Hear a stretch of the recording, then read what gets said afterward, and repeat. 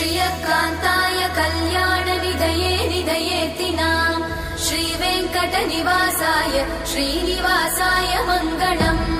लक्ष्मी सविभ्रमालोकसुभ्रूविभ्रमचक्षुषे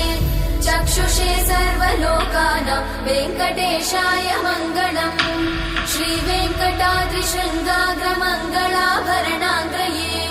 मङ्गलानां निवासाय श्रीनिवासाय मङ्गलम्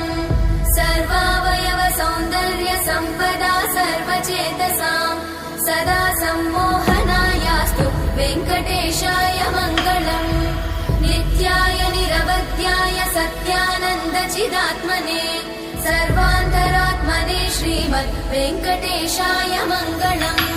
स्वतः सर्वविदे सर्वशक्तये सर्वशेषिने सुलभाय सुशीलाय वेङ्कटेशाय मङ्गलम्।